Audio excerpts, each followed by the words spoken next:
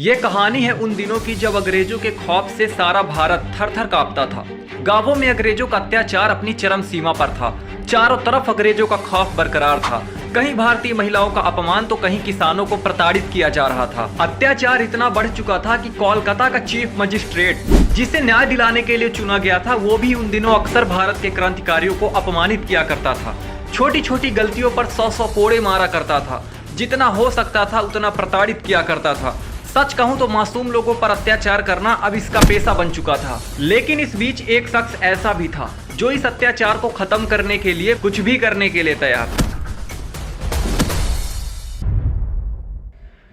3 दिसंबर 1889 मिदनापुर बंगाल। एक छोटे से गरीब परिवार में खुदीराम बोस का जन्म होता है। एक ऐसे युग में जहां गुलामी का अंधकार छाया हुआ था। खुदीराम बोस ने कम उम्र में ही अपने माता पिता को खो दिया था, जिसके बाद उनकी बड़ी बहन ने उनकी परवरिश की। बचपन से ही खुदीराम ने अपनी आंखों में गुलामी और अन्याय के दर्द को महसूस किया था। हर वो चीख, हर वो जुल्म उनके दिल में आजादी की आग को और ज्यादा भड़का रहा था। ये उनके अपने लोगों का दर्द था जो धीरे धीरे उनके रगों में दौड़ने लगा। तभी उन्होंने ठान लिया कि अब और नहीं। और एक छोटी सी उम्र से ही खुदीराम के लिए स्कूल की किताबें बेमानी सी लगने लगी। उनका दिल उन कहानियों में बसता था जो सच्चे क्रांतिकारियों की थी।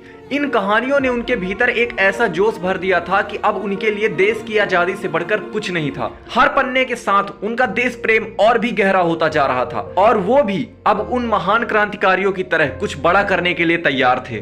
उन दिनों अंग्रेजों के विरुद्ध एक मजबूत संगठन की नींव रखी जाती है जिसका नाम अनुशीलन समिति था। इस संगठन को सतीश चंद्र बोस और बैरिस्टर प्राणनाथ मित्रा के द्वारा साल 1905 में शुरू किया जाता है, जिसमें खुदीराम बोस भी हिस्सा लेते हैं। इस संगठन में जुड़ने के बाद अब वो अकेले नहीं थे, अब उनके साथ कई और जाबाज क्रांतिकारी भी थे। अब इस संगठन से जुड़ने के बाद खुदीराम बोस के क्रांतिकारी सफर की पहली महत्वपूर्ण घटना शुरू होती है।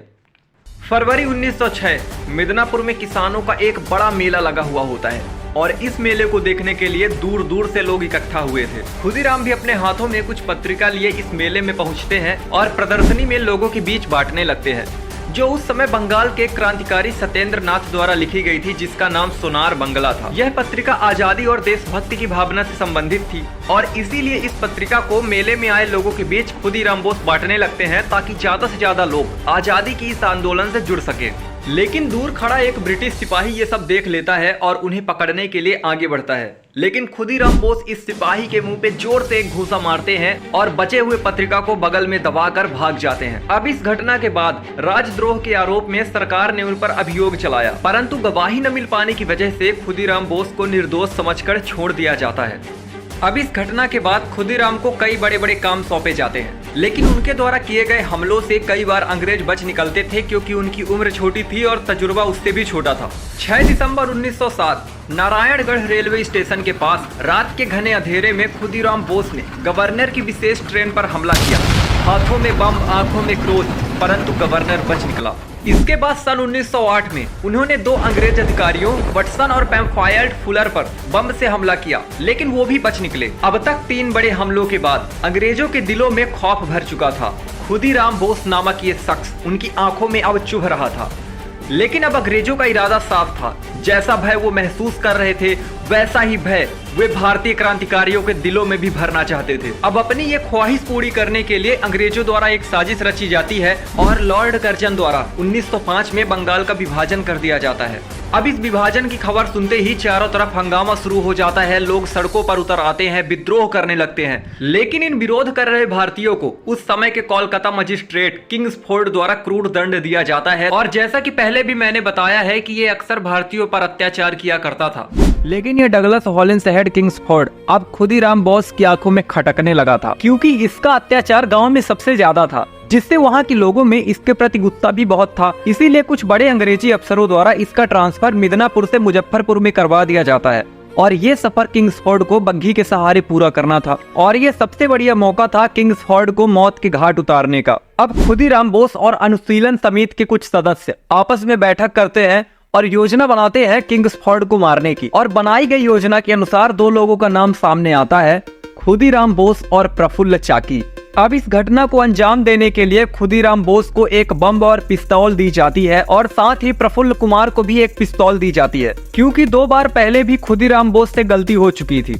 इसीलिए इस बार उन्होंने अच्छे से घटना को अंजाम देने के लिए सोचा और बनाई गई प्लानिंग के अनुसार काम करने निकल पड़ते हैं। अब किंग्सफोर्ड के आने से पहले ही खुदीराम और प्रफुल्ल कुमार चाकी ये दोनों मुजफ्फरपुर पहुंच जाते हैं और दोनों ने बड़ी सावधानी के साथ किंग्सफोर्ड के बग्घी तथा उसके घोड़े का रंग देख लिया और खुदीराम बोस तो किंग्सफोर्ड के कार्यालय में जाकर उसे ठीक से देखकर भी आ गए ताकि इस बार कोई भी गलती ना हो।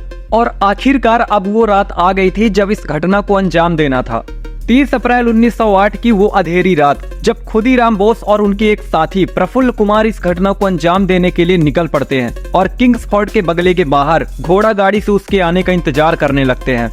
लेकिन कुछ सिपाही किंग्सफोर्ड के बगले के बाहर निगरानी कर रहे थे जिन्होंने उन्हें देख लिया और उन्हें भगाने की कोशिश की, लेकिन दोनों ने एक योग्य उत्तर दिया और वहीं रुके रह गए। अब रात के करीब 8:30 बजे के आसपास क्लब से किंग्सफोर्ड की बग्घी के जैसे दिखने वाली एक गाड़ी आती है। अब इस गाड़ी को देखते ही खुदीराम बोस अंधेरे में ही उस गाड़ी के पीछे भागने लगते हैं और जैसे ही गाड़ी किंग्सफोर्ड के बगले के सामने आती है खुदीराम बोस बग्घी पर निशाना लगाकर बम फेंक देते हैं। हिंदुस्तान में इस पहले बम विस्फोट की आवाज उस रात 3 मील तक सुनाई दी और इस बम विस्फोट की चर्चा सुबह तक इंग्लैंड और यूरोप तक पहुंच गई। इस भयानक बम विस्फोट की खबर ने चारों तरफ तहलका मचा दिया था। लेकिन यहाँ भी खुदीराम बोस से एक बहुत बड़ी गलती हो गई थी, क्योंकि जिस गाड़ी में खुदीराम बोस ने बम फेंका था उसमें किंग्सफोर्ड नहीं बल्कि 2 यूरोपीय महिलाएं थी जिन्होंने अपने प्राण गंवा दिए और यहाँ से भी किंग्सफोर्ड बच निकलता है।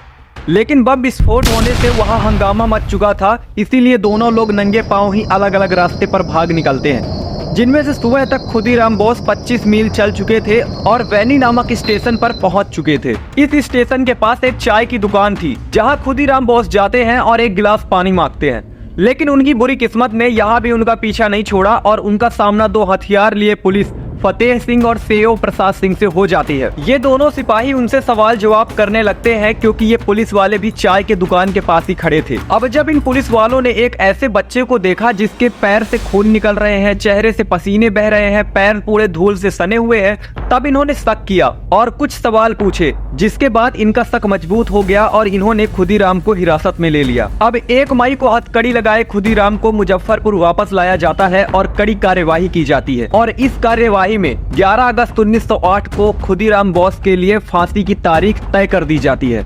एक छोटी सी उम्र में ही अंग्रेजों के प्रति क्रोध की ज्वाला लिए खुदीराम बोस को देखने के लिए मुजफ्फरपुर के जेल के बाहर हजारों लोग जमा हो गए थे।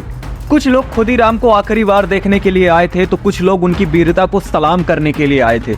गांव के आसपास के इलाकों से महिलाएं, बच्चे, बूढ़े सभी शामिल थे। सबकी आंखों में आंसू थे, लेकिन गर्व भी झलक रहा था कि उनके बीच में से एक ऐसा योद्धा निकला जिसने अंग्रेजों की नींव डुला दी। जब खुदीराम बोस को फांसी दी गई तो उनकी उम्र महज 18 साल की थी, लेकिन उनके चेहरे पर कोई डर नहीं था। जब उन्हें फांसी के तख्ते पर ले जाया जा रहा था उनके हाथों में गीता थी और इस तरह एक छोटी सी उम्र में ही खुदीराम बोस भारत की आजादी के लिए शहीद हो जाते हैं।